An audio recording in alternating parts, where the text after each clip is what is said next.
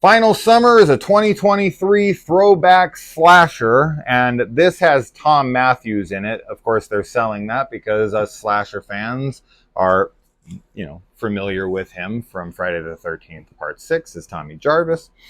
And this takes place at Silver Lake Camp.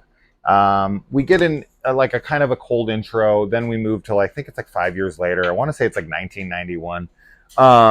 So technically it's like a 90s slasher, but it is 100% trying to have an homage to the 80s vibe. So as a slasher fanatic who covers, basically started the channel to talk about slasher movies, do I like this movie? No. It's frustrating because it's this very basic, bland slasher mostly. Like, you have the opener, which, pro tip, and I hate to say this, but for me, it's just, unless you have an insanely compelling story with incredible acting and really, really good dialogue and production value and whatever, like maybe like a Final Girls or a Happy Death Day or something, there's very rare slashers that can pull off no gore, no on-screen deaths, and be successful. It is super rare, especially this one that's R-rated, and it's trying to liken itself to the 80s. It's a throwback to the 80s.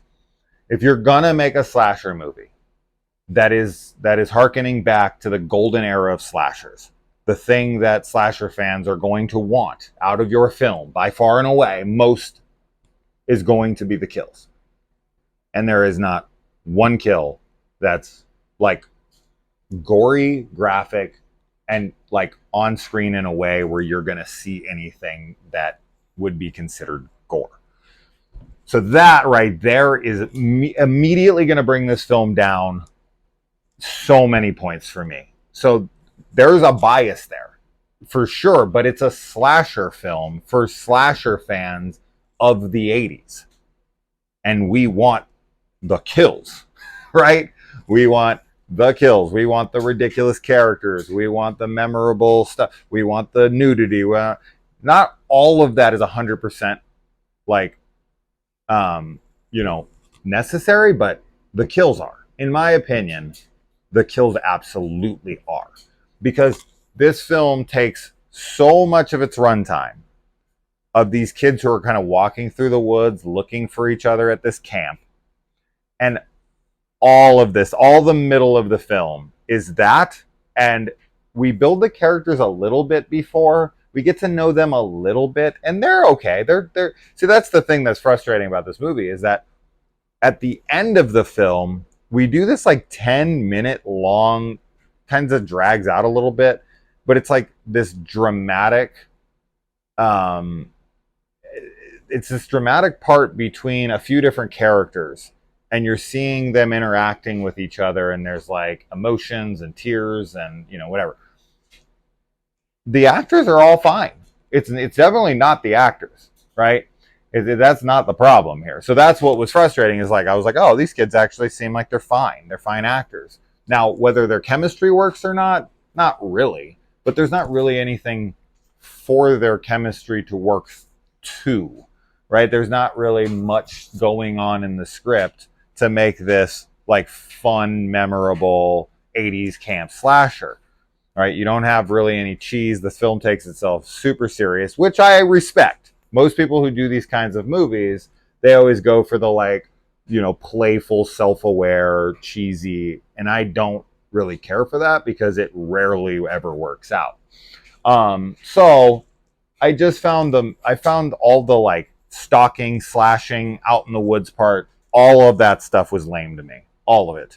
I could care less about literally any of it. I thought the horror, the chases, the tension, the kills, everything, all of it wasn't good.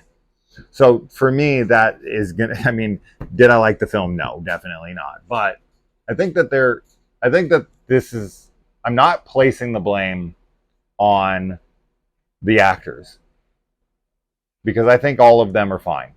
It's not that for me. I really would have loved to have seen a little more chemistry between our characters, give them more time to get to know each other, to interact, to fraternize, to fuck around. And then, take some of the budget, whatever that budget is, and put it towards the kills. And don't tell me, oh, I didn't want to put kills on screen. Then don't make a slasher movie. Okay? That's just my advice to you. I'm a slasher fan. I wanted to make an 80s throwback slasher, but I didn't want to put kills on the screen. Bullshit. Or I didn't have the money. Okay, we'll raise the money to get it, right? Or cut the budget somewhere else to get the kills. You can't make an 80s throwback slasher like this and not put the kills on screen. You're just shooting yourself in the foot. And I know anyone who's making this, unless who knows, but pretty sure they wanted to get kills on the screen. Memorable, awesome kills. I don't care what the excuse is. You got to try it. Even if it looks bad, you got to put it there. So yeah, no. It's a no. So that's, yeah. It's a shame because they definitely have a love for the genre, and they wanted to make this film, and I commend this shit out of them. This isn't me trying to act superior or anything. This is just, I think they could try again. I think they have some talent. They just got to really invest in what matters. So, do with that what you will. All right.